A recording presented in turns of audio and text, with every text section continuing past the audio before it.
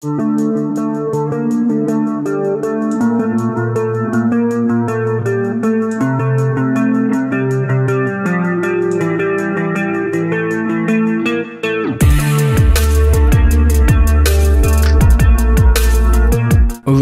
zoom sur un métier original, cuisiner dans un food truck. Pour en savoir plus, nous recevons Laurent Granger qui a accepté de nous parler de son quotidien.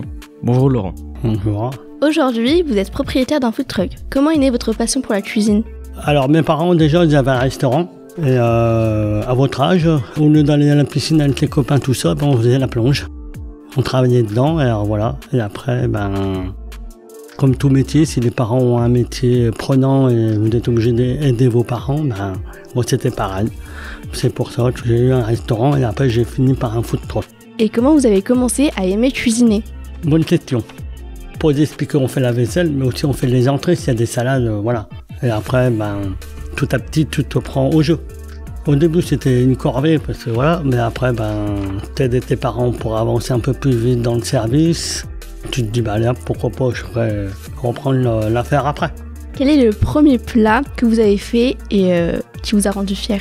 J'étais à l'école de cuisine, mon premier plat que j'ai fait, c'était une blanquette de veau, voilà, avec du riz créole. Votre camion vous impose de travailler dans un petit espace. Comment vous organisez-vous pour cuisiner? C'est un petit espace, mais c'est bien conçu. Voilà, on ne court pas à gauche, à droite. On fait de la cuisson rapide dessus, où il y a des choses qu'on est obligé d'avoir un labo quand même chez soi, une cuisine aménagée. Tous les food trucks, ils ne peuvent pas tout faire dedans, c'est pas possible. On a un labo, une cuisine aménagée que pour ça. Combien de mètres carrés fait votre food truck et quel équipement contient-il? Alors, mon camion, il fait 12 mètres carrés. Alors, c'est-à-dire que c'est pas bien grand. En largeur, il doit faire 2 mètres. Et en longueur, il fait 4 mètres 50. Après, l'équipement, une plancha, une glacière à glace avec tout à gaz, une friteuse, une vitrine réfrigérée. Et après, on a une saladette, c'est-à-dire que c'est une armoire réfrigérée à 3 compartiments.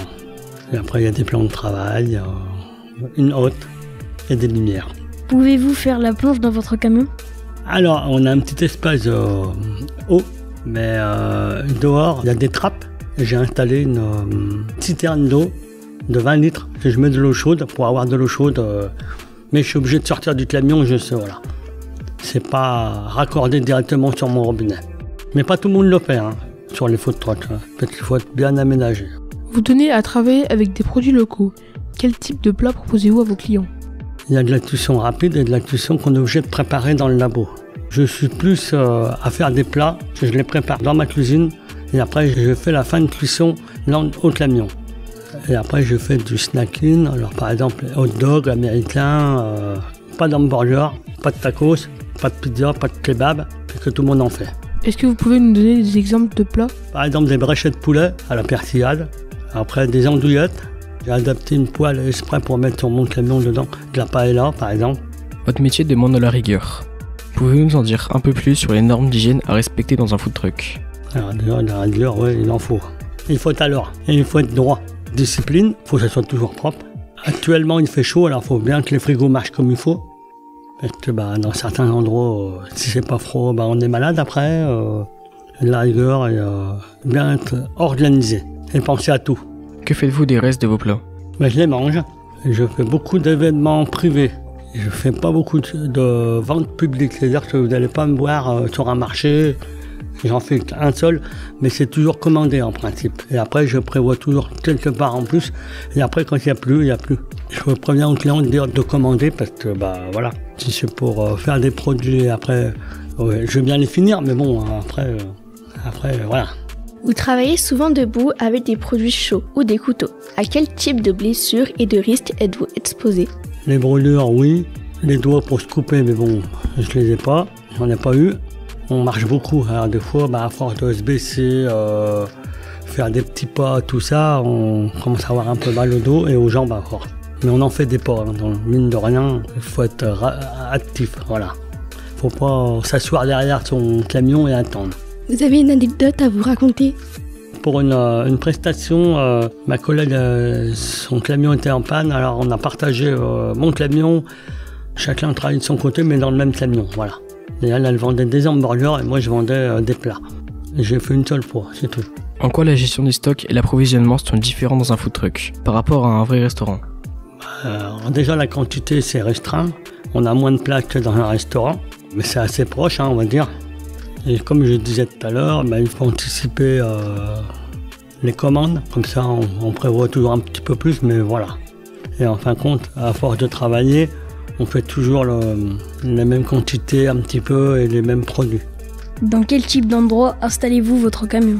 Alors je te disais tout à l'heure, j'ai dit que je faisais qu'un seul marché, le vendredi matin, mais j'y vais une fois tous les 15 jours.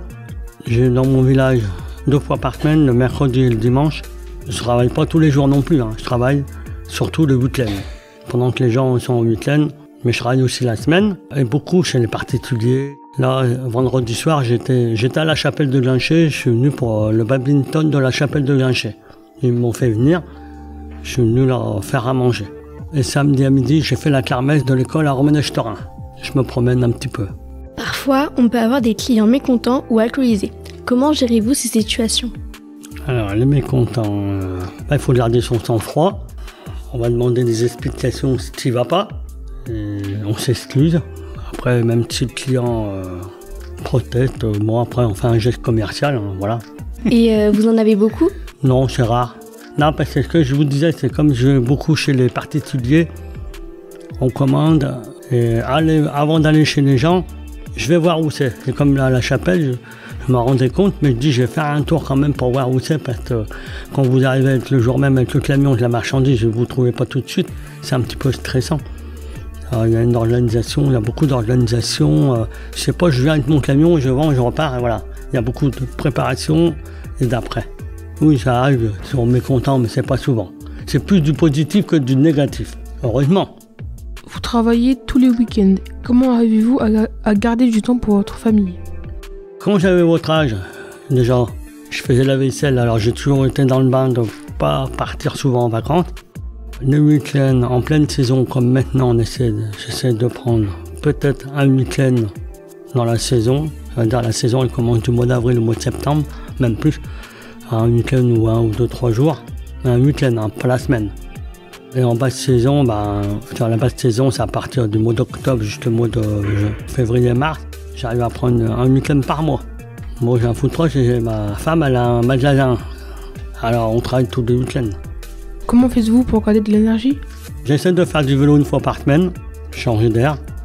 Vous réalisez aussi des prestations. Pouvez-vous nous expliquer en quoi ça consiste? Alors, le client vient te contacter. Après, on fait des propositions. Ça valide. S'il y a des modifications, après, on dit au client les horaires qu'il faut. S'ils disent ils sont 50, et ils disent à midi on vous sert et je les sers à 15h, pendant 3 heures, j'attends. Il faut quand même bien cadrer tout ça. Après, il y a la préparation, on arrive, on fait le service. Le service va durer pendant 1h30, tranquillement. Et après, quand on repart, en principe, le client il paye. Il faut bien s'organiser, c'est surtout ça. Merci à Laurent Granger de nous avoir permis d'en savoir plus sur le métier de cuisinier dans un food truck. Pour retrouver toutes les émissions réalisées par la classe de 5e F du collège Condorcet, un atelier scolaire avec Radio Aléo. Rendez-vous sur le site radioaléo.fr. Merci.